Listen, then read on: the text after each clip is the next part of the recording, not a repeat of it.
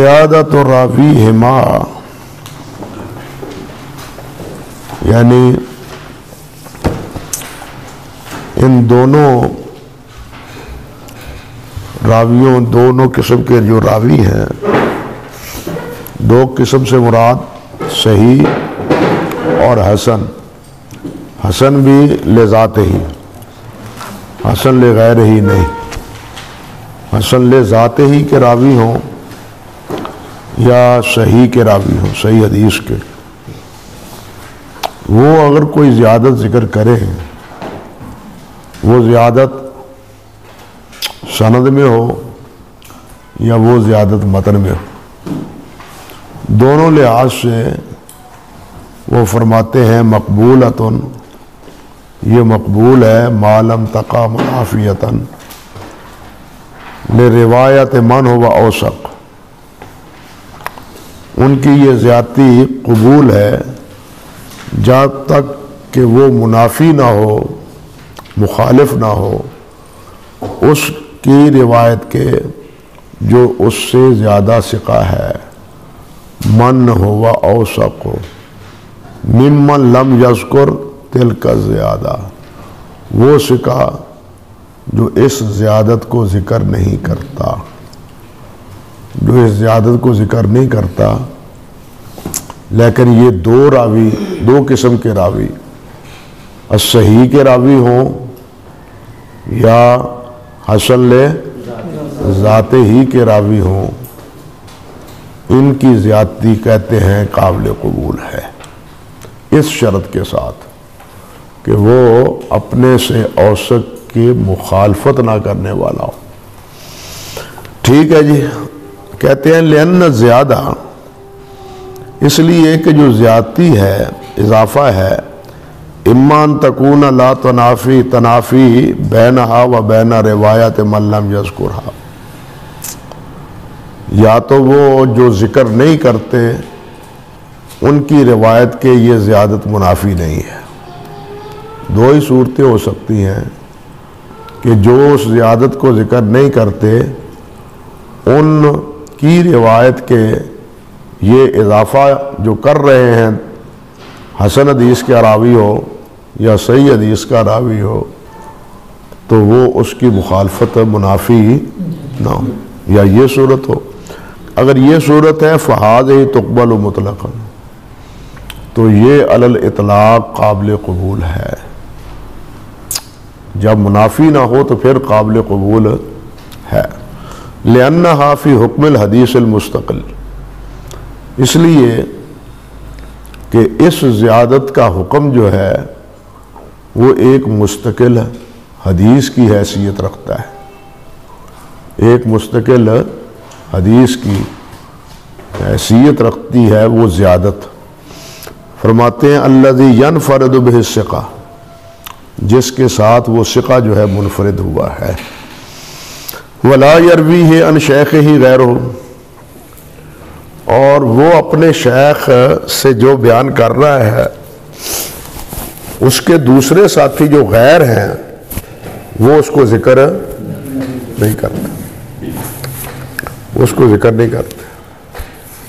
سمجھے؟ اس لیے اگر وہ ذکر نہیں کرتے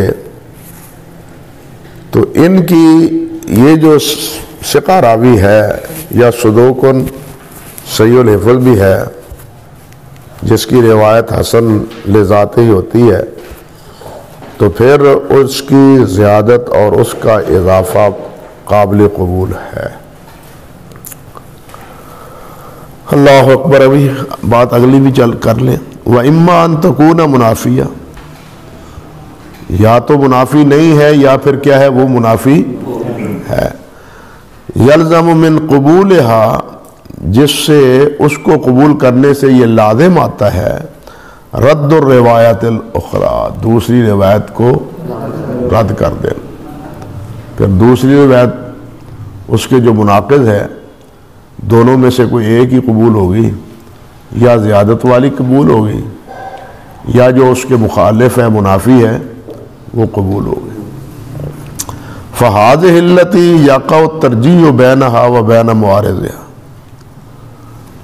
ایسی صورت میں ترجیح واقع ہوگی کہ دونوں کے درمیان کوئی تطبیق کی صورت ہے، کوئی توفیق ہے، ہو سکتی ہے، راجح کون سی ہے، مرجوح کون سی ہے،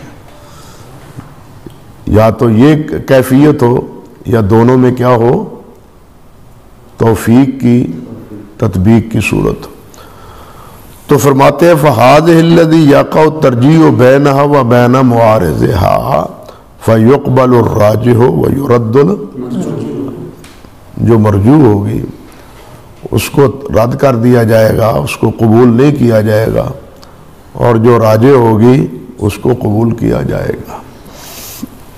کہتے ہیں وَاشْتُهِرَ عَنْ جَمْعٍ مِّنَ الْعُلَمَاءِ، اور مشہور کر دیا گیا ہے ایک علماء کی جماعت سے. کیا مشہور کر دیا گیا ہے؟ القول بقبول الزیادت مطلقاً، کہ ثقہ کی زیادت علی الاطلاق قبول ہے. ثقہ کی زیادت علی الاطلاق قبول ہے. یہ بات سب سے پہلے خطیب بغدادی رحمۃ اللہ علیہ نے یرحمک اللہ الکفایہ میں فرمائی ہے، اور پھر ان کے بعد اکثر و بیشتر کتابوں میں تفصیلات میں جہاں تخریج ہوتی ہے حدیث کی اور ایک دوسرے پر رد و قضا کی بحث جاری ہوتی ہے، اس میں اکثر یہی اصول ذکر کر دیتے ہیں وَالزِّيَادَةُ مَقْبُولَةٌ وَالزِّيَادَةُ الثِّقَةِ وَزِيَادَةُ الثِّقَةِ مقبولہ، یہ جملہ لکھتے ہیں. علامہ نووی ہوں یا بہت جگہ انہوں نے لکھا ہے شرح مسلم میں یہی اصول، یا اسی طرح باقی شارحین جو ہے یا تخریج کرنے والے علماء کرام متاخرین، وہ اکثر یہی جملہ لکھتے ہیں کہ ثقہ کی زیادت علی الاطلاق مقبول ہے، مگر من غیر تفصیل بغیر کسی تفصیل کے. تفصیل کیا ہے؟ کہ وہ اپنے سے اوثق کے منافی نہ ہو. تفصیل کیا ہے؟ کہ وہ اپنے سے اوثق راوی کی مخالف اور منافی نہ ہو. اس تفصیل کو ملحوظ رکھے بغیر وہ زیادتی ثقہ کو قبول کرتے ہیں. سمجھ گیا بات؟ ہے جی؟ ہاں، الکفایہ کا صفحہ ہے 424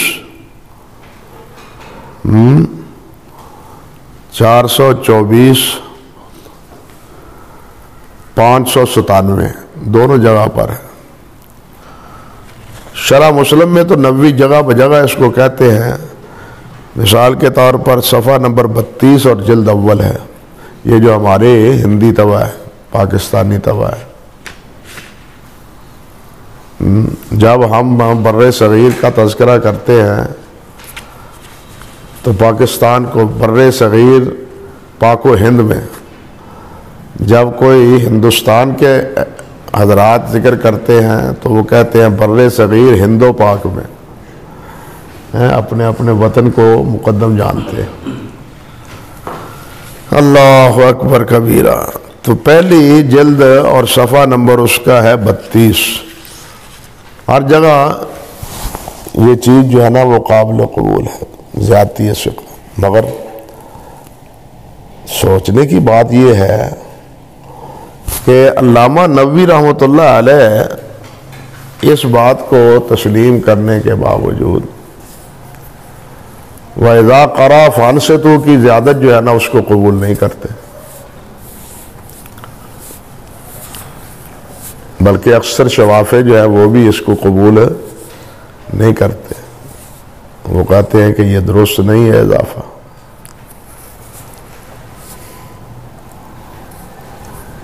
مسئلہ اصل میں یہ ہے کہ اس بحث میں کوئی ایک حتمی قول نہیں ہے. حافظ ذکر کریں گے آگے ائمہ رحمہم اللہ کے اسما کہ جن کا یہ موقف ہے جو حافظ رحمۃ اللہ علیہ نے ذکر کیا ہے، لیکن ان کا بھی ایک موقف نہیں ہے، ان کا بھی ایک موقف نہیں ہے۔ اللہ اکبر۔ اس مسئلے میں اصل چیز تو مراجعت ہے ائمہ متقدمین کے اقوال کی کہ ان ائمہ نے کیا فرمایا ہے، وہ کیا حکم صادر کرتے ہیں ایسی زیادت پر، اور اس کا مرجع ہے کتب علل جن میں معلول روایات پر بحث ہے۔ ان کی مراجعت کرنی چاہیے کہ اس روایت کے بارے میں ان ائمہ حضرات نے کیا فرمایا ہے، کیا رائے رکھتے ہیں۔ آپ آگے آئے گا، آپ دیکھیں گے کہ امام ابو زرع ہوں، امام ابو حاتم ہوں، امام بخاری ہوں، ایک گاہے تو زیادتی تسلیم کرتے ہیں اور گاہے زیادتی کو قبول نہیں کرتے۔ ہم یہ کہیں کہ یہ حضرات علی الاطلاق جس طرح کہ حافظ رحمۃ اللہ علیہ نے ذکر فرمایا ہے کہ زیادتی اگر منافی نہ ہو تو وہ قابل قبول ہے، اگر منافی ہو تو قابل قبول نہیں ہے، یہ بات تو قرینے کی ہے، یہ بات قرینے کی ہے، لیکن جب ہم متقدمین کے اقوال دیکھتے ہیں تو وہاں بھی یہ چیز مختلف نظر آتی ہے۔ اللہ اکبر کبیرہ۔ اگر اوسط کی مخالفت کرے سکہ تو پھر تو اس کی زیادتی قبول نہیں ہے، اور اگر سکہ اپنے برابر میں جو سکہ ہے اس کی مخالفت کر رہا ہے پھر کوئی حرج نہیں، لیکن منافی نہ ہو۔ شرط اصل یہ ہے کہ اس کی روایت منافی نہ ہو۔ اللہ اکبر کبیر۔ اب دیکھیں نا، میں نے شاید پہلے بھی ایک دفعہ ذکر کیا تھا کہ یہ جو حدیث شریف ہے درود شریف کے بارے میں کہ کیف نصلی علیک فی صلاتنا یا رسول اللہ، جس سے شوافے کا استدلال ہے کہ قد عرفنا السلام،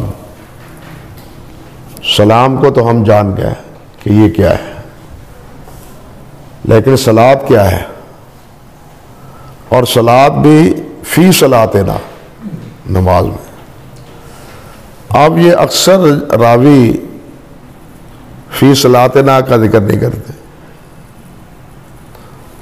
اکثر راوی فی صلاتنا کا ذکر نہیں کرتے، لیکن ابن اسحاق اس زیادتی کو ذکر کرتے ہیں اور تحدیثاً بیان کرتے ہیں، تحدیثاً روایت کرتے ہیں۔ اور حافظ ابن حجر رحمۃ اللہ علیہ نے فتح الباری میں اسی روایت سے استدلال کیا اور اس کو حسن قرار دیا، اس زیادتی کو قبول کیا، اس زیادتی کو قبول کیا کہ وہ یہ زیادتی جو ذکر نہیں کرتے ان کے منافی نہیں ہے۔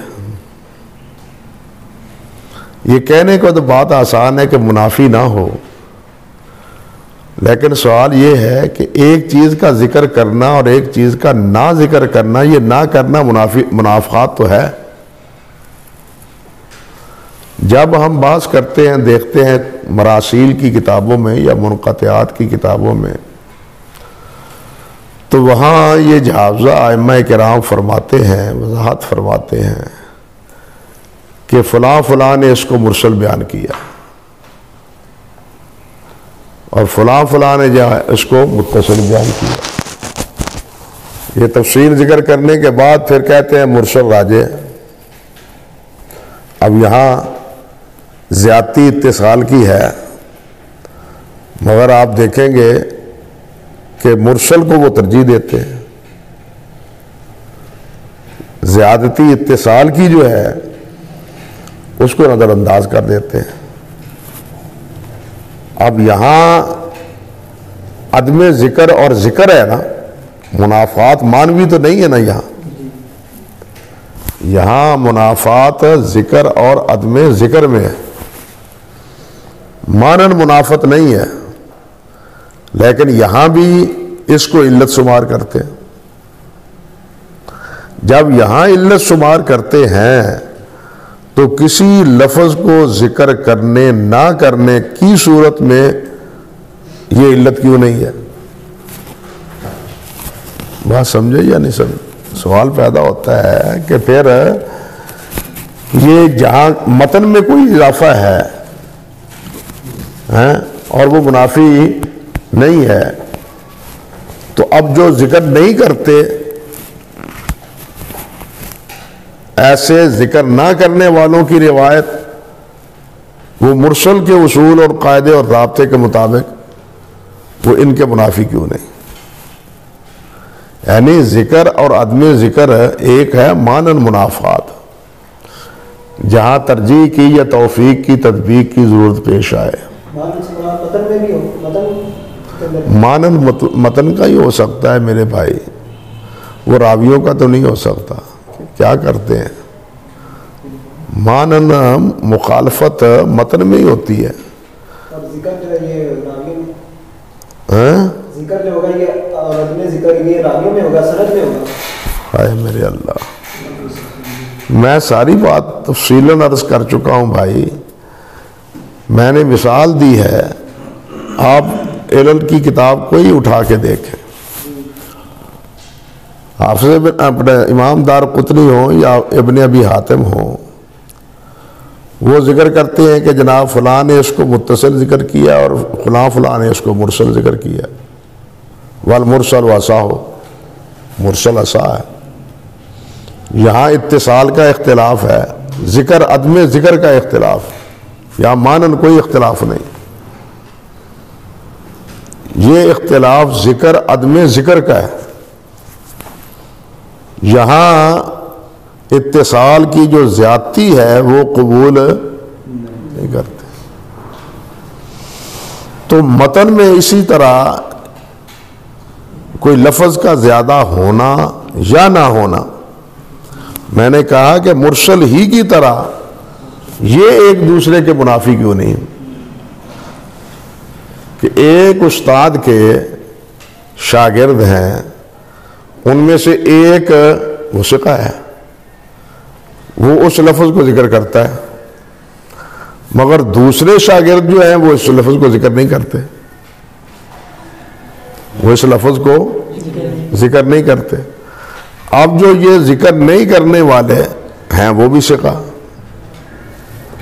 وہ بھی ثقہ ہے، اب ان کا عدم ذکر جو ہے وہ ذکر کرنے والے کے منافی کیوں نہیں؟ سمجھے یا نہیں؟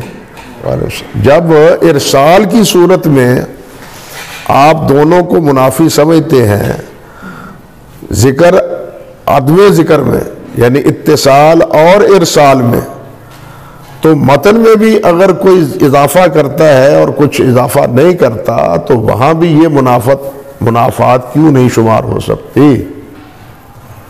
وہاں یہ قائد کیوں ہے، وہاں یہ کیوں قید ہے کہ جناب اس کی روایت جو ہے وہ دوسرے کے منافی نہ ہو؟ منافی متن کے اعتبار سے ہی ہوگی، یا یہ کہ منافت یہ ہو کہ ایک ذکر کرتا ہے کہ ذکر نہیں کرتا، یہ بھی منافات ہے۔ بات سمجھے یا نہیں سمجھے؟ تو بہرحال حافظ رحمۃ اللہ علیہ کا جو رجحان ہے وہ یہی ہے کہ ثقہ کی زیادتی قابل قبول ہے، بشرطے کہ وہ اوثق کے منافی نہ ہو، اوثق کے منافی نہ ہو۔ اور اس ثقہ کی وہ جو زیادت ہے وہ ایک مستقل حدیث کے ضمن میں ہے، ایک مستقل جملہ، ایک مستقل حکم اس حدیث میں پایا جاتا ہے، مذکور ہے، اور اس کو ہم قبول کرتے ہیں۔ اور یہ جی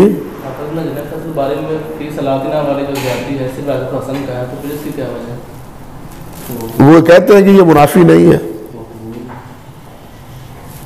یہ منافی نہیں ہے، جو ذکر نہیں کرتے، اس میں حکم ہے، اس میں حکم نہیں ہے،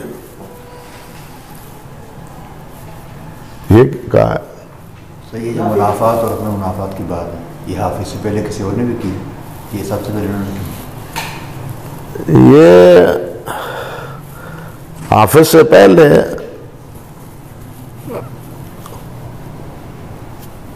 ائمہ متقدمین میں سے تو کسی کا نظر نہیں آتا۔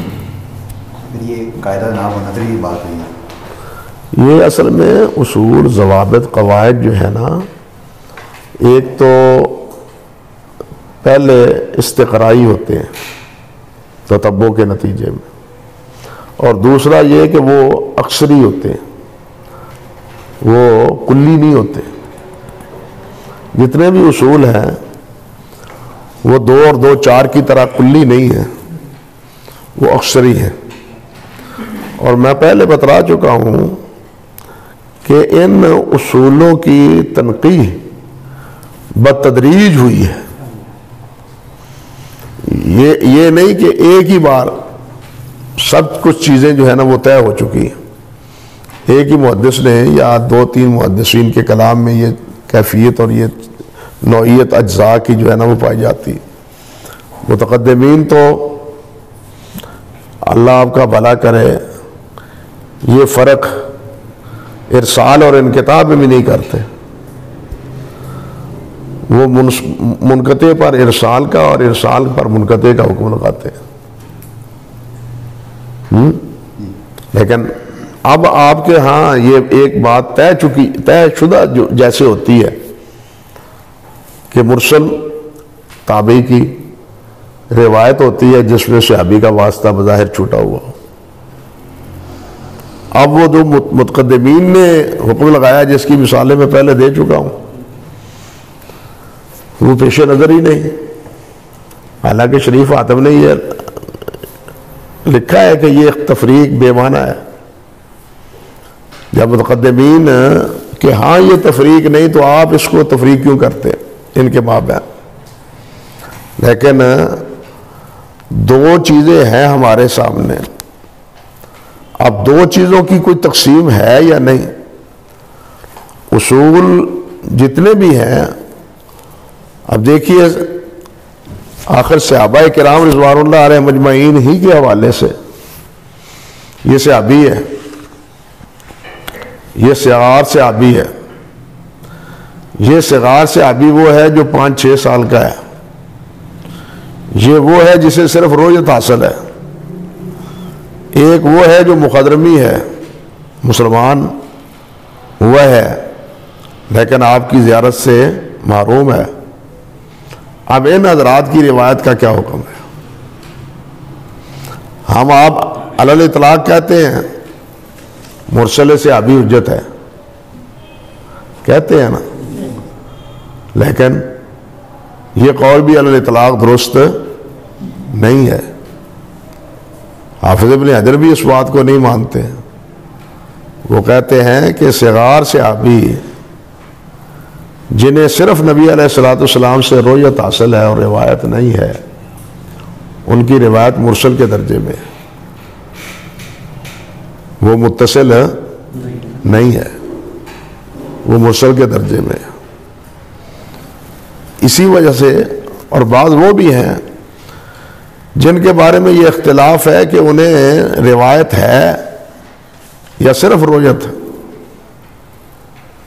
جس طرح محمود بن لبید ہیں، ان کے بارے میں اختلاف ہے۔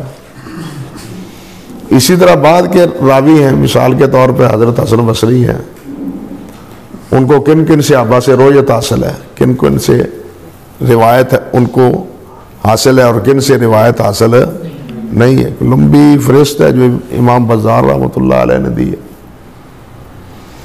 اسی طرح عبد الرحمن بن ابی لیلہ ہیں، کبار تابعین میں ذکر شمار ہوتا ہے، لیکن انہوں نے حضرت عمر سے سنا ہے یا نہیں سنا، حضرت عثمان سے سنا ہے یا نہیں سنا۔ تو یہ سما اور عدم سما کا مسئلہ جیسے صحابہ کرام رضوان اللہ علیہ مجمعین میں ہے، اسی طرح تابعین میں بھی۔ تو دیکھنا چاہیے کہ کیا فی الواقعہ یہاں ان سے کوئی روایت ہے۔ آپ دیکھیں یہی حضرت حسن کی سامرا سے روایت، سورہ بن جندب رضی اللہ تعالی عنہ سے حضرت حسن بصری کی روایت فی الجملہ سوا ہے، حتیٰ کہ کہتے ہیں حدیث العقیقہ جو ہے وہ سنی ہے، باقی نہیں سنی۔ بعض وہ بھی ہے کہ سماعت و ثابت ہو گیا، سماعت و ثابت ہو گیا نا نبی صلی اللہ علیہ وسلم سے۔ اب یہاں پھر بات چلتی ہے کہ یہ حضرت حسن جو ہے نا وہ مدلس ہے، لہذا ان کی معنر روایت تو ہے نا وہ قابل قبول نہیں ہے، سماعت و ثابت ہو گیا ان کا، لہذا وہی روایت قابل قبول ہے جس میں صراحت سماع ہو۔ اسی طرح حضرت حسن کا جھگڑا ہے بہت زیادہ کہ حضرت علی سے ان کا سماع ہے یا نہیں ہے۔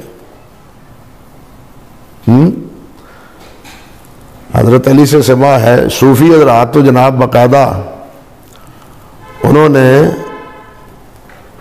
نبی علیہ السلام حضرت علی رضی اللہ تعالی عنہ سے حضرت حسن کو خرقہ، وہ جو صوفیوں کا ہوتا ہے لباس خاص، وہ بھی بیان کر دیا کہ حضرت علی نے حضرت حسن کو خرقہ پہنایا ہے، لباس پہنایا ہے، اور اس پر سیوطی نے مستقل رسالہ لکھ دیا،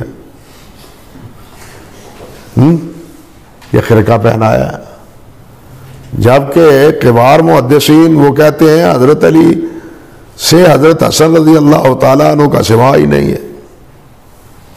اب اس میں آپ اندازہ کریں کہ محدثین یہ مانتے ہیں کہ حسن بصری کو حضرت عثمان سے سماع ہے، انہوں نے خطبہ سنا ہے،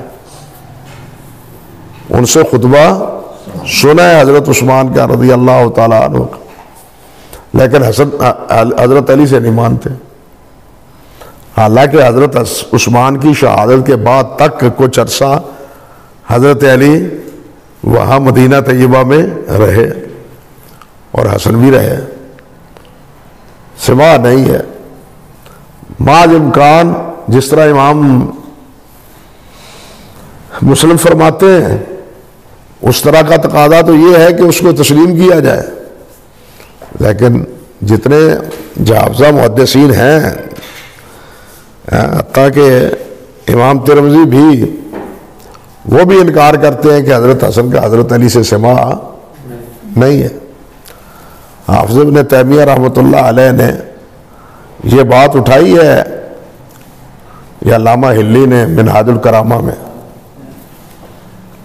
الکرامہ میں، اور اس کا جواب دیا ہے شیخ الاسلام رحمۃ اللہ علیہ نے منہاج السنہ میں، یہی فرمایا ہے کہ یہ حضرت حسن بصری کو تو حضرت علی سے سماع ہی نہیں چاہے جائے کہ جناب ان کو انہوں نے خرقہ پہنایا۔ آپ کے بر صغیر میں یہی بات ہے بڑے زوردار لفظوں سے شاہ ولی اللہ نے کہی ہے ازالۃ الخفا میں، نہ پہنانے کی، خرقہ نہ پہنانے کی، حضرت شاہ ولی اللہ رحمۃ اللہ علیہ نے۔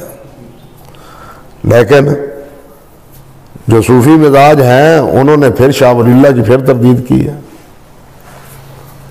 فخر الحسن گزرے ہیں، یہ مولانا فخر الحسن، انہوں نے اس پر مستقل ایک رسالہ لکھا ہے، عربی میں اس کا چھپا بھی ہے، اس کا خلاصہ ان کے ترجمے میں مولانا عبدالحی سید عبدالحی لکھنوی، یہ عموماً اشتباہ ہو جاتا ہے، یہ یاد رکھیں، ایک سید عبدالحی ہے ایک مولانا عبدالحی ہیں دونوں ہی لکھنوی، لکھنؤ کے ہیں، لیکن ایک سید ہیں اور ایک غیر سید ہے۔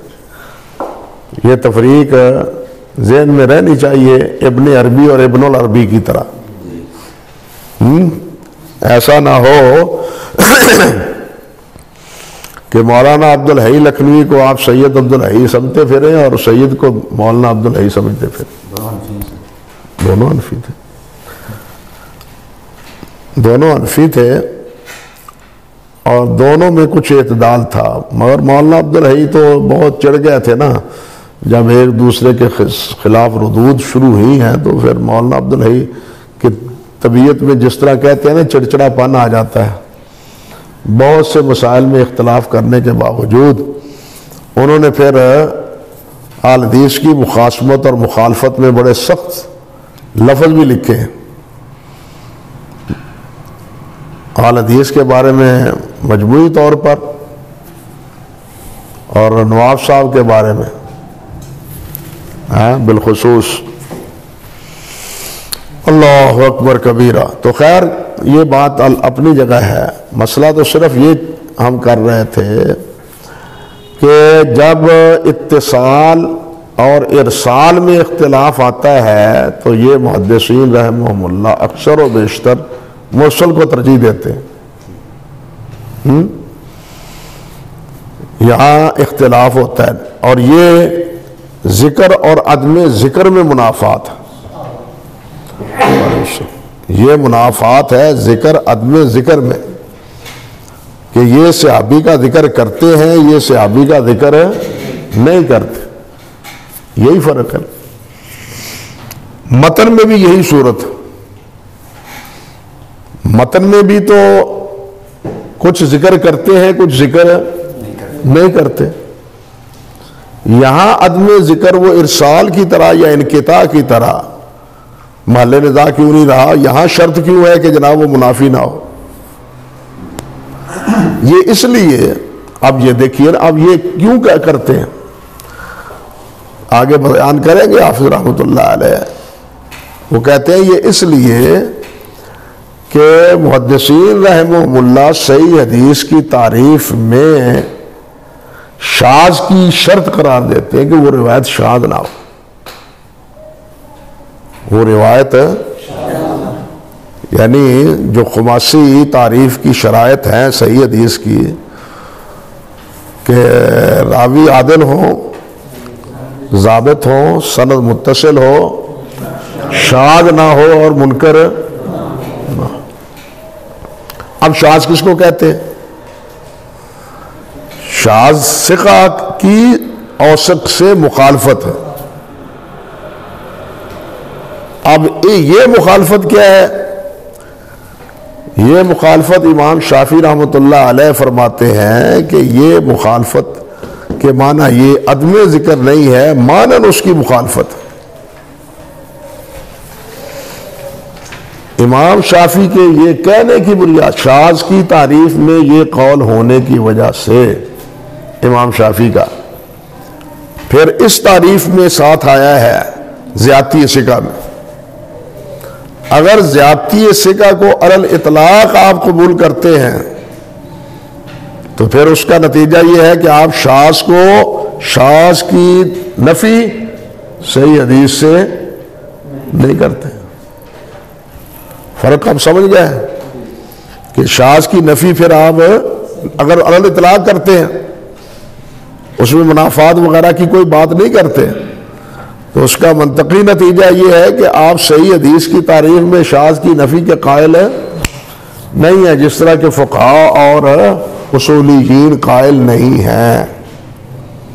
فقہاء احناف بھی قائل نہیں ہیں اور اصولیین جو ہے متکلمین وہ بھی اس کے قائل نہیں ہیں۔ میں نے ذکر کیا تھا کہ حافظ ابن حجر نے تو اس کو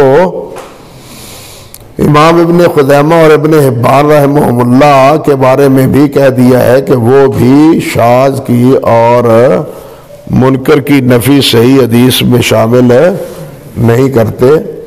یہ کہہ تو دیا ہے نقط میں حافظ رحمۃ اللہ علیہ نے، لیکن جب ہم دیکھتے ہیں ثقات کو یا اس طرح صحیح ابن حبان کو یا صحیح ابن خزیمہ کو، تو اس میں یہ تفصیل ہمیں ملتی ہے کہ وہ ایسے تفرد پر بحث کرتے ہیں اور اسے مورد ضعف بناتے ہیں۔ سمجھ آئی بات اب؟ تو اس لیے یعنی اس زیادت کو مقید کیا ہے حافظ رحمۃ اللہ علیہ نے کس کے ساتھ؟ منافات کے ساتھ۔ تو اسی سلسلے میں وہ آگے فرماتے ہیں وَلَا يَتَعَتَّى ذَلِكَ عَلَى طَرِيقِ الْمُحَدِّثِينَ، یہ جنہوں نے کہا ہے نا کہ علی الاطلاق یہ قابل قبول ہے، کہتے ہیں یہ محدثین کے طریقے کے مطابق پوری بات نہیں اترتی، الذین یشترطون فی الصحیح ان لا یکون، جو یہ کہتے ہیں کہ صحیح حدیث وہ ہوتی ہے جو شاذ نہ ہو.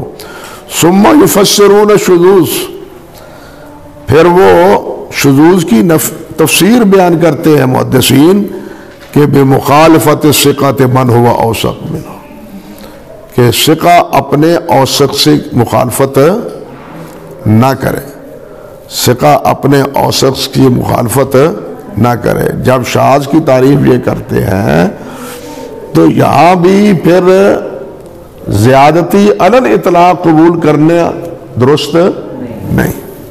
فرماتے ہیں والمنقول عن ائمۃ الحدیث المتقدمین، ائمہ متقدمین سے جو بات منقول ہے لائن رہ گئی، والعجب ممن اغفل ذلک منہ، تعجب ہے جو اس ضابطے سے یا اس استثناء سے وہ غافل ہو جاتا ہے. منہم ما اعتراف باشتراط انتفاع شذوذ فی حد الحدیث الصحیح وقد الحسن، اور ساتھ وہ یہ شرط بھی لگاتے ہیں صحیح حدیث کے لیے اور حسن حدیث کے لیے کیا کہ جناب وہ شاذ نہ ہو. جب وہ صحیح حدیث اور حسن لذات ہی کی جو حدیث ہے اس کے بارے میں یہ شرط قرار دیتے ہیں کہ حسن لغیر ہی تو وہی ہے نا جو خفت ضبط ہو جس میں، باقی شرائط تو وہی ہے جو صحیح ہے، صحیح کی ہے. حسن حدیث کی بھی وہی شرائط ہیں جو صحیح کی ہیں. یہ حسن کیوں بنی ہے؟ خفت ضبط کی وجہ سے. اب جب حسن کی تعریف میں آپ شاذ کی تعریف کو شامل کرتے ہیں کہ وہ شاذ نہ ہو، صحیح میں بھی تو کرتے ہیں، تو پھر علی الاطلاق تعجب ہے کہ یہ حضرات علی الاطلاق وہ ثقہ کی زیادتی یا حسن راوی کی زیادتی کو قبول کس طرح کرتے ہیں.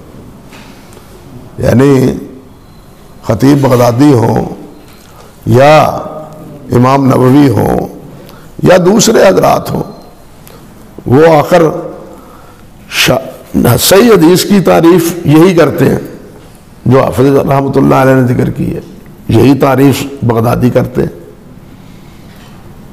لیکن زیادتی ثقہ کو علی الاطلاق تسلیم کرتے ہیں. لیکن میں نے بتلایا کہ کہیں کہیں جب بات نہ بنتی ہو تو اس وقت یہ بھی کہہ دیتے ہیں کہ یہاں ثقہ کی زیادتی قابل قبول نہیں ہے. اللہ اکبر کبیر. یہ بڑا ہی اس مسئلے میں جھگڑا ہے. ہر کوئی اپنے موافقت اور مخالفت کے لیے کچھ نہ کچھ ہاتھ پاؤں مارنے کی کوشش کرتا ہے. فرماتے والمنقول و ائمۃ الحدیث المتقدمین، وہ کون ہیں کہ عبد الرحمن ابن مہدی رحمۃ اللہ علیہ و یحییٰ القطان، یحییٰ بن سعید القطان، یہ دونوں معاصر ہیں. امام عبد الرحمن بن مہدی اور یحییٰ بن سعید قطان دونوں معاصر ہیں. وہ احمد بن حنبل و یحییٰ بن معین، یہ بھی معاصر ہیں. ساتھ علی بن مدینی بھی معاصر ہیں. والبخاری و ابی زرع و ابی حاتم، یہ معاصر ہیں. نسائی اور دارقطنی یہ متاخر ہیں اوپر سے. فرماتے ہیں وغیرہم، ان کے علاوہ بھی اعتبار الترجیح فی ما یتعلق بالزیادۃ وغیرہا ولا یعرف عن احد منہم اطلاق قبول الزیادہ. کہتے ہیں کہ یہ حضرات ائمہ کرام جو ہے نا وہ ترجیح کو کیا کرتے ہیں؟ معتبر قرار دیتے ہیں، اور کسی سے یہ بات معلوم نہیں ہوتی، اس کا پتہ نہیں چلتا، یہ پہچانی نہیں جاتی ان سے بات کہ انہوں نے علی الاطلاق زیادتی کو قبول کیا ہو. یہ بات حافظ کہتے ہیں.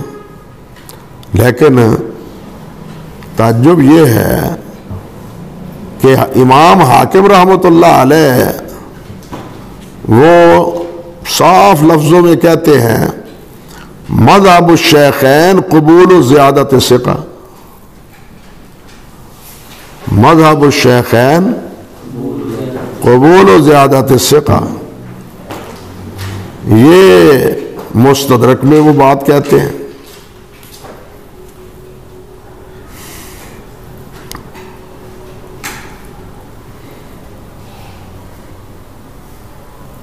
یہ لائے نا فتح الباری تیسری جلد، ایک باب باندھا ہے، باب العشر فیما یسقى من ماء السماء و بماء الجاری. اس میں وہ حدیث لائے ہیں امام صاحب حضرت عبداللہ بن عمر رضی اللہ تعالی عنہ کی. حدیث ذکر کرنے کے بعد فرماتے ہیں قال ابو عبداللہ ھذا تفسیر الاول لانہ لم یعقد فی الاول، یعنی حدیث ابن عمر فیما سقط السماء العشر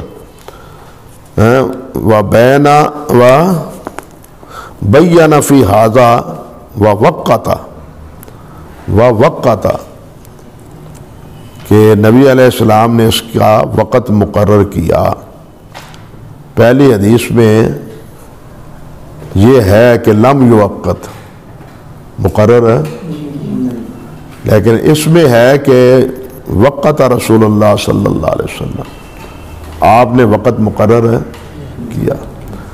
یہ جملہ کہہ کے فرماتے ہیں وَالزِّیَادَةُ مَقْبُولَةٌ، وَالزِّیَادَةُ کہ زیادت مقبول ہے.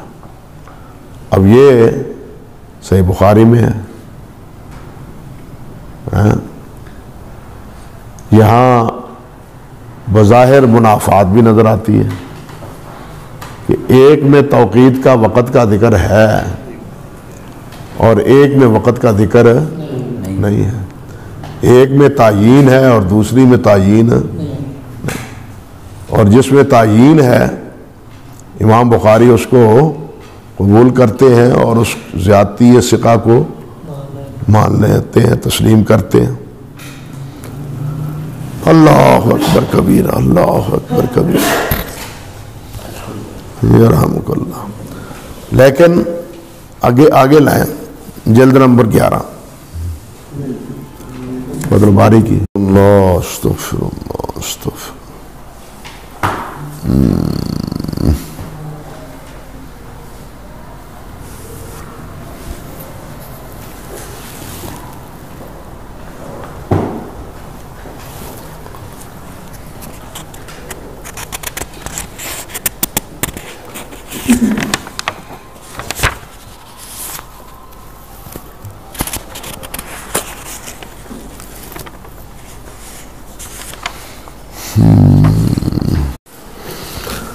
حافظ فرماتے ہیں وَأَمَّا حدیث ابن عباس ایضاً وَهُوَ الْحَدِيثُ الرَّابِعُ فَوَهَابٌ فِي سَنَدِهِ هُوَ ابن خالد وعبد الوهاب الذي علق عنه البخاري آخر الباب هو ابن عبد المجيد الثقفي. وقد يتمسك بهذا من يرى أن الثقات إذا اختلفوا في الوصل والإرسال يرجع قول من وصل لما معه من زيادة العلم لأن وهاب وعبد الوهاب ثقتان وقد وصله وهاب وأرسله عبد الوهاب وصاه البخاري ما ذلك. اب امام بخاری یہاں ارسال کو کیا کرتے ہیں؟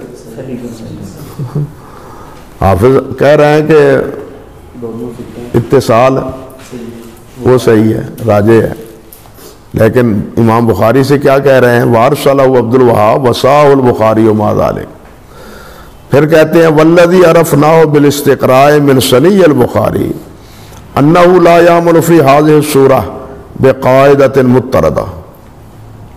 کوئی ایک ناپا تولا طے شدہ حتمی قاعدے کی امام بخاری پابندی نہیں کرتے. بل یدور مع الترجیح الا اذا استووا فیقدم الوصل. بلکہ کیا دیکھتے ہیں، کیا کرتے ہیں؟ وہ ترجیح پر دیکھتے ہیں کہ دونوں موقفوں میں ترجیح کس کو ہے. زیادتی کو قبول کرنے میں ہے یا زیادتی کو قبول نہ کرنے میں. حتمی طور پر یہ کہنا کہ امام بخاری زیادتی ثقہ کو قبول کرتے ہیں یہ درست جیسے حافظ نے یہاں کہا ہے. انہوں نے یہی کہا ہے نا کہ امام بخاری کیا کرتے ہیں؟ زیادتی ثقہ کو قبول منافی نہ ہو جب تک یہی، لیکن یہ کوئی حتمی قاعدہ ضابطہ نہیں ہے. وہ ترجیح کا پہلو دیکھتے ہیں کہ دونوں میں کیفیت کیا ہے. یہی بات حافظ رحمۃ اللہ علیہ نے نقط میں بھی کی ہے. نقط میں بھی یہی موقف بیان کیا ہے امام بخاری کا اور دوسرے محدثین کا کہ وہ زیادتی ثقہ کو علی الاطلاق قبول نہیں کرتے، بلکہ قرائن کے بنیاد پر اس پر حکم لگاتے ہیں کہ یہاں اس زیادتی کو قبول کیا جائے گا یا زیادتی کو قبول نہیں کیا جائے گا. یہ بات النقط میں بھی ہے. النقط کے 600 جلد اول میں، جلد 2 میں 608، 613 اور 686 صفحات پر.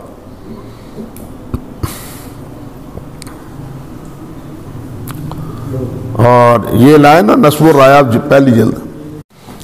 علامہ ذیلی فرماتے ہیں اللہ اکبر کبیر، وَالزِّيَادَةُ مِنَ الثِّقَةِ مقبولہ، یہ قول کہا جاتا ہے. قلنا، ہم کہتے ہیں لیس ذالک مجموع علیہ بل فی خلاف مشہور فمن الناس من یقبل زیادۃ الثقۃ مطلقا ومنهم من لا یقبل والصحیح والتفصیل وهو انها تقبل في مواضع دون موضع في موضع دون موضع فتقبل اذا كان الراوي الذي رواها ثقة حافظا ثبتا والذي لم يذكره مثله او دونه ثقة كما قبل الناس زيادة مالك بن انس من قوله من المسلمين في صدقة الفطر واحتج بها اكثر العلماء وتقبل في موضع آخر لقرائن تخصها ومن حكم في ذلك حكما عاما فقد غلط ومن حكم في ذلك حكما عاما فقد غلط بل كل زيادة لها حكم يخصها ففي موضع يجزم بصحتها كزيادة مالك وفی موضع یغلب علی الظن صحتها كزیادت سعد بن طارق فی حدیث جعلت لی الارض مسجدا وكزیادت سلیمان فی حدیث ابی موسیٰ فاذا قرأ فانصتوا وفی موضع یجزم بخطأ الزیادہ كزیادت معمر ومن وافقه قوله وإن كان مائعا فلا تقربوه. یہ ساری بات ہے صفحہ 336 337 پر.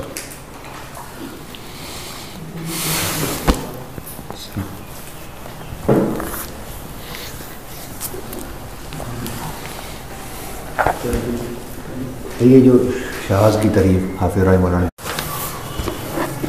حافظ رحمۃ اللہ علیہ نے یہاں امام عذرا وغیرہ کا نام لیا ہے نا. اب یہ حدیث حضرت علی سے لائے ہیں. ابن ابی حاتم کہتے ہیں سالت ابی وابا عذرا عن حدیث رواہ مخلد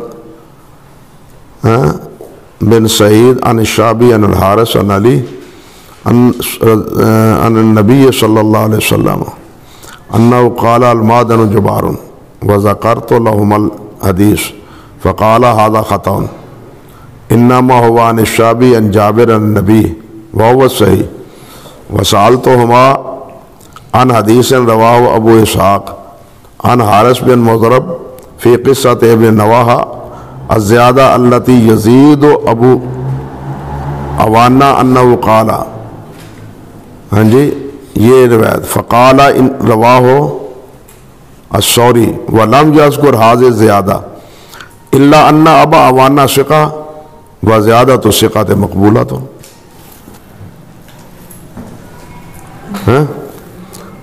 اب یہاں وہی لفظ کہے ہیں جو امام بخاری نے ایک جگہ کہے، سمجھے یا نہیں؟ اب ثوری رحمۃ اللہ علیہ امام سفیان ثوری وہ یہ زیادہ ذکر نہیں کرتے، لیکن امام ابو عوانا ذکر کرتے ہیں، اور ابو عوانا بھی ثقہ ہے، کوئی شک نہیں. اگرچہ امام سفیان ثوری کو ترجیح حاصل ہے، لیکن صحیح حدیث کے راوی تو ہے نا وہ. تو وہ اس زیادتی کو کیا کہتے ہیں کہ یہ قابل قبول ہے. اللہ اکبر کبیرہ، اللہ اکبر کبیرہ۔ 465۔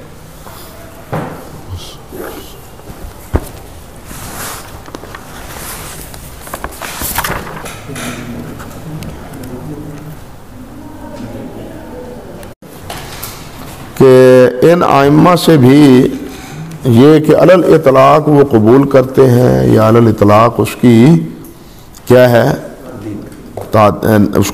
اس کی نفی کرتے ہیں، یہ نہیں، بلکہ وہ قرائن کی بنیاد پر زیادتی کو قبول کرتے ہیں اور زیادتی کو قبول نہیں بھی کرتے۔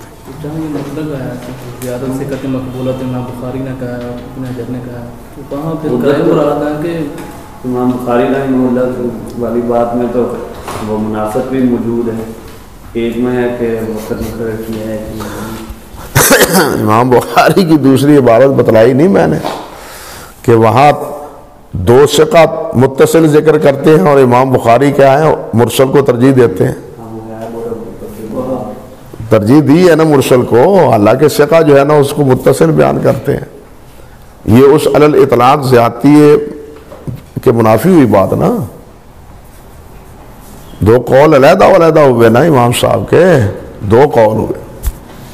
اسی بنا پر حافظ رحمۃ اللہ علیہ نے النقط میں یہ بات کہی ہے، اور یہی بات یہ آپ کے میں نے پڑھ کے دکھائی ہے عبارت آپ کی اس کی نصب الرایا کی، کہ نہ مطلقاً رد کرتے ہیں نہ مطلقاً قبول کرتے ہیں، بلکہ قرائن کی بنیاد پر فیصلہ کرتے ہیں۔ یہ کام میرا اور آپ کا نہیں ہے، یہ کام وہ کر گئے ہیں، اللہ ان پر کروڑ رحمتیں فرمائے، یہ کام وہ کر گئے ہیں، اللہ ماشاءاللہ، اللہ ماشاءاللہ، ورنہ آج کے دور میں تو یہ کسی کی وسعت میں ہے ہی نہیں۔ اور ہم ان پر اعتماد اس لیے بھی کرتے ہیں کہ ان کے پاس مرویات کے اصل نسخ موجود تھے، اصل نسخے موجود تھے، اور انہی نسخوں کی بنیاد پر وہ بسا اوقات کہتے ہیں اللہ اکبر کبیرہ، وہ لائے نا معرفت علوم الحدیث، ان کی ہمیں تو ہوا ہی نہیں لگی، مگر ان کے پاس وہ کتابیں تھیں، اس لیے وہ بہتر انہوں نے فیصلہ کیا ہے کہ یہ روایت درست ہے یا یہ روایت درست نہیں۔ امام شاہ رحمۃ اللہ علیہ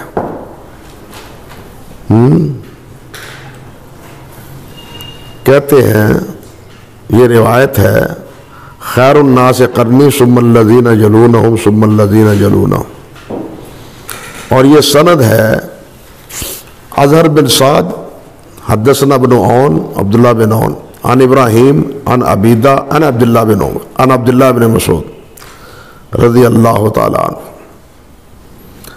یہ روایت ذکر کرنے کے بعد بڑی عجیب بات فرمائی ہے کہ ھذا حدیث مخرج فی الصحیح لمسلم ابن حجاج وَلَهُ عِلَّةٌ، لیکن اس روایت کی ایک علت ہے، اس میں ایک کمزوری ہے۔ وہ کمزوری کیا ہے؟ پھر آگے وہ سند ذکر کرتے ہیں اور پھر اسی اظہر حدثنا ابن عون عن ابراہیم عن عبیدہ عن عبداللہ کی روایت سے یہی روایت ذکر کرتے ہیں۔ قال اظہر کہتے ہیں فحدثت به یحیی بن سعید، آپ ذرا غور کریں، فحدثت به یحیی بن سعید، میں نے یہ حدیث یحیی بن سعید قطان رحمۃ اللہ علیہ کے سامنے پیش کی۔ فقال لیس فی حدیث ابن عون عن عبداللہ، کہنے لگے کہ عبداللہ بن عون کی روایت میں عبداللہ بن مسعود کا ذکر نہیں ہے، یہ عبداللہ بن مسعود کا ذکر یہاں غلط ہے۔ فقلت له بل فیہ، یہ کہتے ہیں نہیں بلکہ ٹھیک، عمر بن علی فلاس کہتے ہیں نہیں جی ہے، اظہر کی روایت میں یہ ہے عبداللہ کا ذکر۔ قال لا، نہیں۔ فقلت، تو میں نے کہا ان اظہر حدثنا عن ابن عون عن ابراہیم عن عبیدہ عن عبداللہ، مجھے اظہر نے یہ بیان کیا اور اس میں عبداللہ کا ذکر ہے. اللہ اکبر کبیرہ. قال رأیت اظہر. اب وہ کیا کہتے ہیں؟ رأیت اظہر جاء بکتابی لیس فی عبداللہ. اظہر کی کتاب میں عبداللہ کا ذکر نہیں ہے. اب یہ کتابوں کا ذکر کا علم انہی کو تھا، اب تو نہیں ہے نا.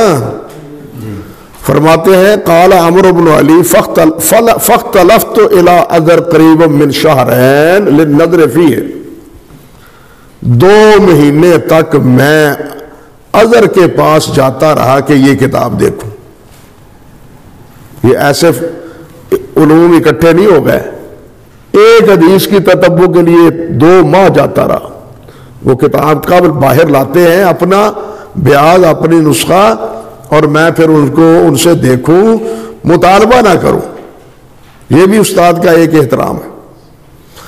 فرماتے ہیں فناظر فی کتابہ ثم خرج فقال لم اجد الا ان عبید عن النبی صلی اللہ علیہ وسلم. عبداللہ بن مسعود کا ذکر نہیں ہے، کتاب میں نہیں دیکھا. پھر میں نے وہ یحییٰ بن سعید رحمۃ اللہ علیہ نے جو فرمایا تھا نا کہ عبداللہ بن عون کی روایت میں عبداللہ بن مسعود کا ذکر غلط ہے، صحیح نہیں، وہ صحیح نکلا.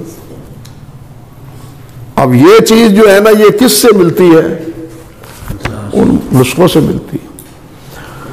یہ عبداللہ بن مسعود رضی اللہ تعالیٰ عنہ کی روایت جو ترمذی میں آدمی رفع الیدین کے بارے میں، وہاں بھی تو امام صاحب نے ذکر کیا ہے نا جو رفع الیدین میں کہ عبداللہ بن ادریس کی کتاب میں یہ روایت نہیں ہے. اس طرح عبداللہ بن ادریس کی کتاب میں یہ روایت اس طرح نہیں ہے، اس لیے راوی سے وہم ہوا ہے اس طرح بیان کرنے میں. سمجھے بات؟ تو خیر کہنے کا مقصد یہ تھا کہ زیادتی ثقہ کہاں قبول ہے کہاں قبول نہیں. ان چیزوں سے اللہ کے فضل و کرم سے کہنا چاہیے کہ 99% حضرات محدثین نے ہمیں بے نیاز کر دیا ہے. آج کے دور میں کھینچا تانی ہوتی جس طرح ہو رہی ہے تو پھر شاید ہم بالکل ہی بزیچہ اطفال بنا دیتے اس فن کو. آج کے دور میں وہ ذرائع وہ وسائل نہیں ہیں جو ذرائع اور جو وسائل ان کے دور میں تھے. اللہ اکبر. یہ اس کی ایک زندہ مثال ہے. بتا نہیں ادھر دو میں آپ دکھاتا ہوں. بات بھائی کہتے ہیں والدارقطنی وغیرہم اعتبار الترجیح فیما یتعلق بالزیادت وغیرہا، کہ یہ حضرات کیا کرتے ہیں؟ ترجیح کا اعتبار کو اختیار کرتے ہیں فیما یتعلق بالزیادت وغیرہا، جس میں زیادتی یا زیادتی نہیں ہوتی. ولا یعرف عن احد منہم اطلاق و قبول الزیادہ، لیکن ان میں سے کسی ایک کے قول سے علی الاطلاق زیادتی ثقہ منقول نہیں ہے. ان سے مختلف اقوال ہیں. گویا نتیجہ کیا ہے حافظ رحمۃ اللہ علیہ کے کلام کا کہ ان سے مختلف اقوال ہیں، اور ان کے مختلف اقوال سے ہی ہم کہتے ہیں کہ امام صاحب یہ ائمہ محدثین رحمہم اللہ علی الاطلاق زیادتی ثقہ کو قبول نہیں کرتے، بلکہ کیا کرتے ہیں؟ قرائن کے تناظر میں روایت کو قبول کرتے ہیں یا قبول نہیں کرتے. آگے حافظ رحمۃ اللہ علیہ نے بات کی ہے، اللہ آپ کا بھلا کرے. یہ شوافے پر رد کیا ہے امام شافعی کے کلام سے، لیکن یہ بات ہے بھی مشکل اور ہے بھی الرسالہ کی مراجعت کے بعد. حافظ رحمۃ اللہ علیہ نے رسالہ کی جو عبارت نقل کی ہے اس عبارت کا معال اور نتیجہ کیا ہے، اور حافظ رحمۃ اللہ علیہ نے جو اس سے استنباط کیا ہے وہ کس حد تک درست ہے، یہ بات انشاءاللہ اللہ نے چاہا تو آئندہ مجلس میں ہم کریں.